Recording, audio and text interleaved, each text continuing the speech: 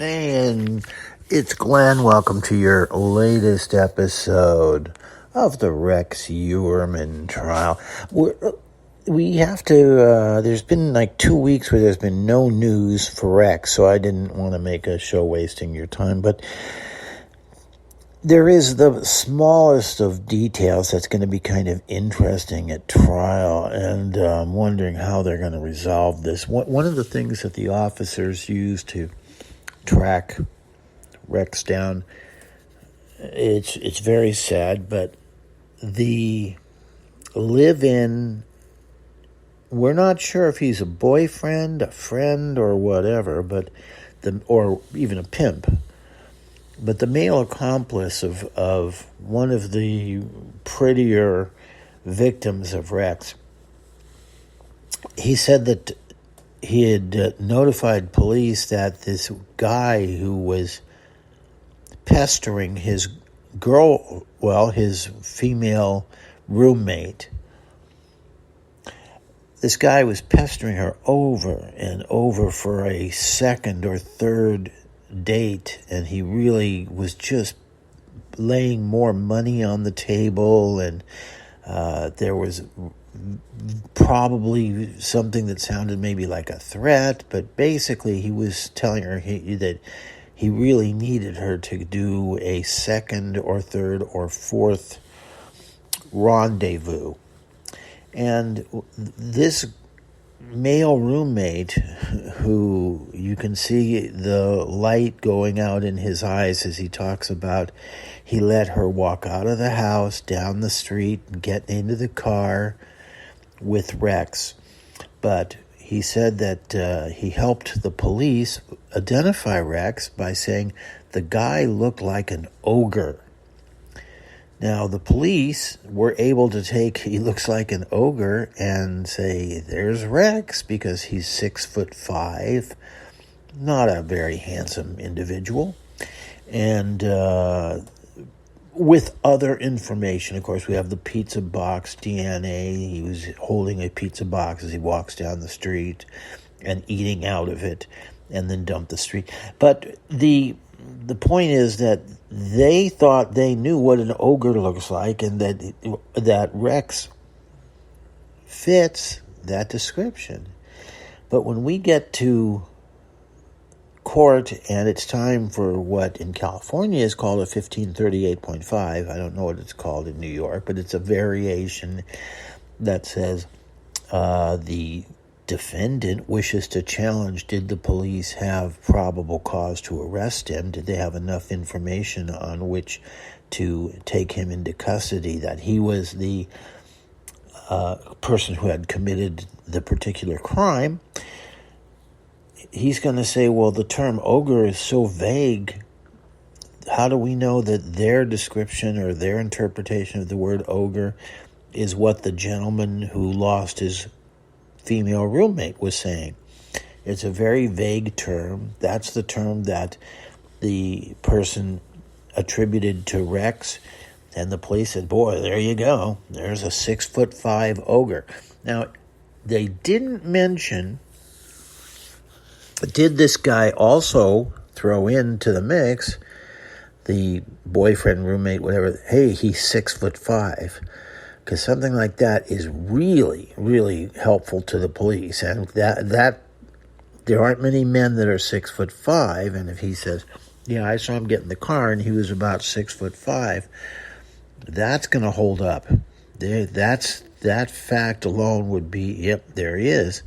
But it'll be an interesting moment in court when they litigate. Is the claim that someone looks like an ogre something that the police can base a search on?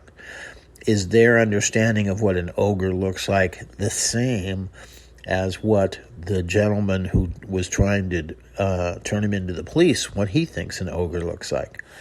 Well, that'll be an interesting issue. Other than that, there's very little on it. He is still on suicide watch. They're absolutely convinced that he's going to take the chicken's way out, because he is so egocentric and just such a person who believes that he's better than everyone else, that he's not going to be willing to go to trial and have all of these things exposed. And when you see how much evidence they have now, because it's really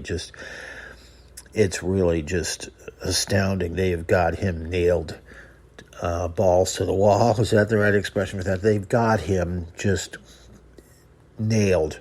So he's going to do anything he can to get out of going to trial.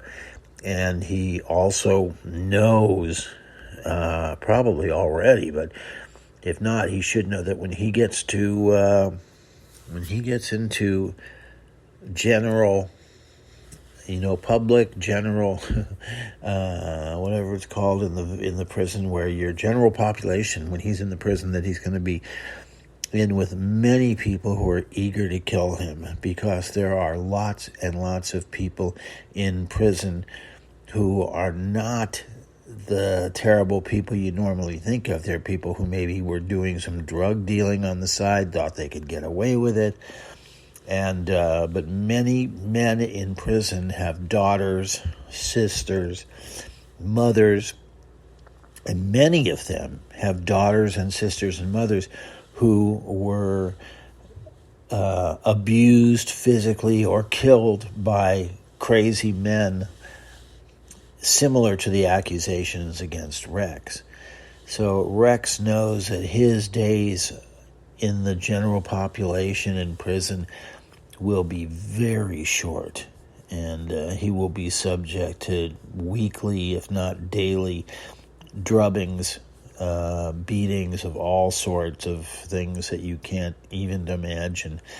And the people who run whichever prison he's sent to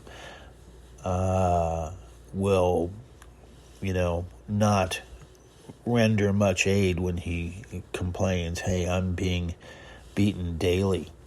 He's a pretty big guy, though. He might possibly be able to defend himself.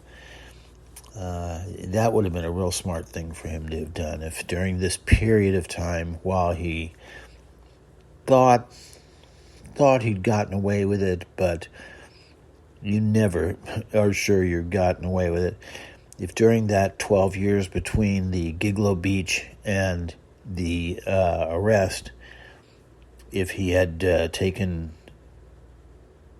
self-defense courses, there actually are a couple of places that I used to send the clients to that teach you the